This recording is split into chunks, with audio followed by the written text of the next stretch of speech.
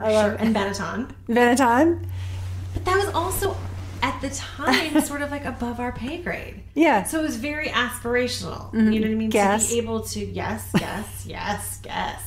was big. The It was so triangle big. on your tush. And you could pick out before school, you could like maybe get one pair of jeans when you were like, I think I'm going to do the ones like that have the pockets here, or whatever it is. And you would spend the whole summer thinking about it. Yes. But acid wash would most definitely not be like your primary pair, right? No. Only like if you could get an auxiliary pair, would you go for the acid wash? Otherwise, it was straight up denim. But then, yeah, the little zippers on the ankles. Yeah. When you went to Brown, did you have to get like a whole new wardrobe? Well, that was when I sort of had like another shift in personality. So I've been like this West Coast high school California girl, right, with the baby tees and mini skirts and everything else. And then when I got into Brown, I was so excited. Yeah. And I was so excited to go back to the East Coast. I was so excited to be independent. In my mind, I think I actually thought I was only going to go there for a little bit because then I was going to become a huge movie star. That was going to happen somehow. I didn't know how. And so when I got ready to go, I remember my mom and I going shopping, and I was like, truly, it was like I was going to play a part in a movie.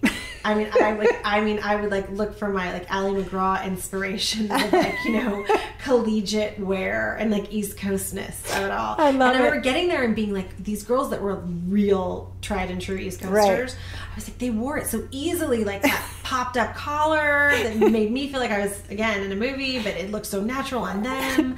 And like just figured like the Patagonia that somehow like so seamlessly integrated into the Ralph Lauren situation that was happening. And then like there was the fringe aspect of it all, but I was very sort of like just like I went a little like retro or nostalgic. I ended up wearing a lot of like turtlenecks and those jumpers like in like a plaid that had like was like they were very fitted, and then they had like a little pockets in the front, and then they were short, and I wear tall boots. Cool. And yeah, I was very I was very into that. And you studied English at Brown? I did. Well, at Brown, the great thing is you can sort of study everything. Right. I would never have been benefited by having to ever take one more math class. And so I did not. I took every kind of class. So I think I ended up being like maybe like 1 or 2 credits shy of having like a double concentration in art history in English because I loved art history. Yeah. But again, I had my sights on Hollywood, so I wasn't going to need this degree that I got, Laura. We ask everybody before we interview them, I guess, pre-interview, who did you seek approval from the most in your career or in your life choices? And you are definitely the only person that said myself, which I think is so cool and amazing and unexpected. I mean, I'm thinking about you moving to all these different places.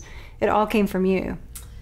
I mean... That's rare, just so you know. I mean, again, if you think about, having sort of like a split household and you think about moving a lot, you're sort of the constant, like wherever you are, there you are. And so it makes sense to me that I relied on myself. Going into acting, was your family supportive, or were they trying to talk you out of it? No, they were. They were very supportive. I mean, I'm the oldest of 7. I mean, I was the kid that when I was 15, before I even had a driver's license, got a work permit so I could work at Shin Chin as a hostess, which is not like an incredibly satisfying job, but I think that I wanted it because I wanted like a piece of something that was mine. Control over your life. Yeah. And I always loved working. Like I wanted to work, as soon as they would let me, I loved working. Mm-hmm. I loved that responsibility. When I got out of college and I went to start acting, they were supportive in the way of like, they didn't tell me not to. Mm-hmm. I think that anybody who's in this business, if you think about the people that you love the most, which would probably be your partner and your children, it's hard to say you'd be super supportive or drive them towards it because you know how fucking hard it is. Yeah. And it's so and heartbreaking. Heartbreaking. I think as parents we end up sort of fulfilling the spot in our children's lives and their ideas of who we are, and we probably seem like nothing ever goes wrong. Everything's, fantastic, and I try really hard to talk to the kids, especially the 9 and 12-year-old, about, just how many failures. I have been not picked so many more times than I have been picked. our podcast is almost always with fashion industry people, and I would love to hear a little bit about what it is like to be a young actress. I mean, what was that like? It's thrilling, and it's I mean, the possibilities, right? You mean because you're young, right? That's when everybody like smokes and drinks too much because right. I'm never gonna die. So the possibilities are endless. I mean, I don't remember my thoughts being crowded with the idea of failure. I remember being like, I'm going to succeed. I don't know how yet. I don't know which way is going to be the right way, but I'm just going to do and think and say it all and see what happens. I do remember looking back that I definitely had a sense of self-confidence that's disproportionate with what I had going on. I didn't think and then do. I did and then thought. But I was never reckless. You know, I was just very, very driven to get what I wanted. And so when I first came out, at the time, the business was super bifurcated into television and film. And actors who did film never did television. Right. And actors who did television were definitely considered, it was definitely a pecking order, and it was definitely on the other side, the side that you might not want to be on. You go on all these castings, and again, you don't get picked and you don't get picked. And the first step is that you go in and you read, and at that point in your life, you're pretty much pre-reading. So the casting director has an assistant, and then you're reading for the assistant, and then if you could pass the assistant, then you go into the casting director, and if you pass muster, you go to see, you have a session with the director.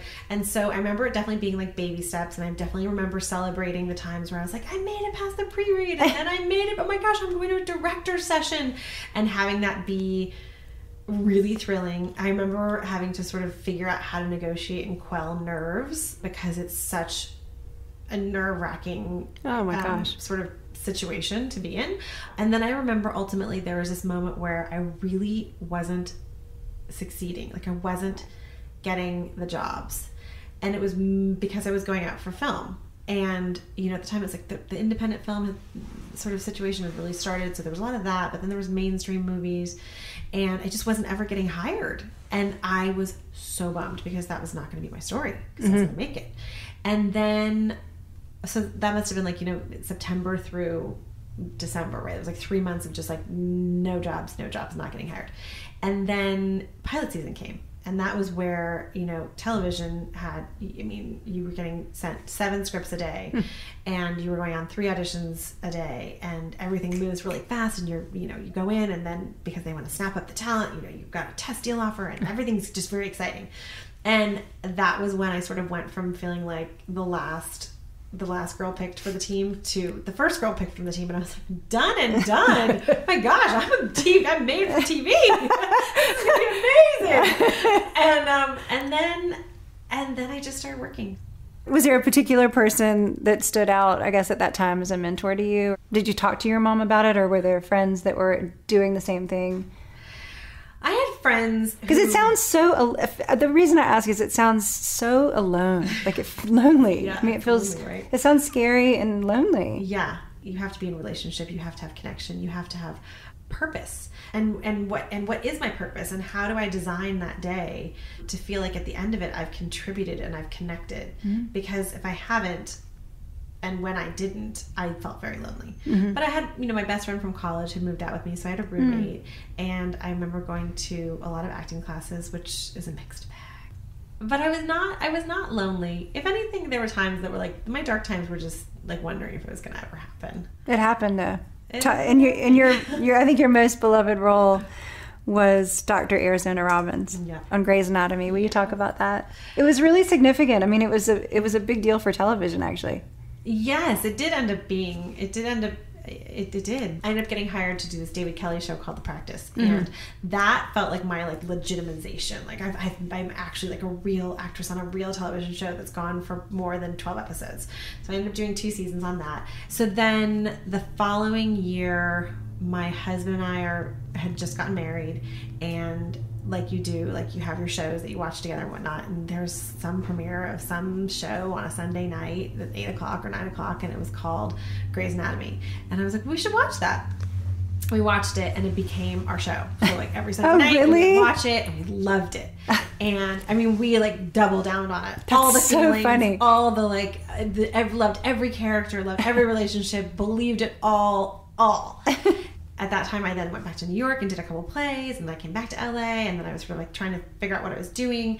Then I got pregnant, and then I did another pilot, didn't go, and my agent all the while had known that Grey's Anatomy was my favorite show. And I had Luke in September, and about 2 weeks after I had him, I get a phone call from my agent where she said, listen, I'm not pressuring you at all. I don't even think you should.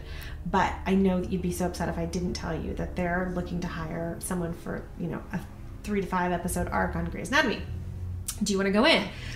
And I was like, yes, yes, and yes.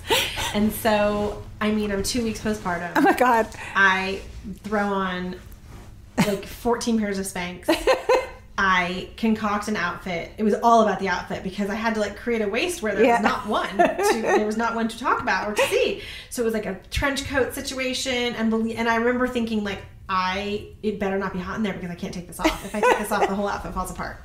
So I went in, and it was Shonda and Linda Lowy, who was the casting director, and I read it. And then my mom watched Luke while we were there, and it was like an hour away. The whole thing like stem to stern took like 4.5 hours. And by the time I got home, I was like, like I did it, yes. And I get a phone call that night, and they're like, they really liked you. They'd like you to come back again and do a chemistry read. And I was like, what? Like I can't do that. I just had a baby. I just did that. I can't. What do you mean? Like, look, can you tell them to just like pull up the video or something? I don't know. So it was for a different part, and it was a part that people who know and love Grey's will remember as Nurse Rose, and it was a little romantic thing with Patrick Dempsey, who I had worked with on The Practice because he'd come to guest star. So I go back in, and Patrick, in all of his charm, is there, and I go in with all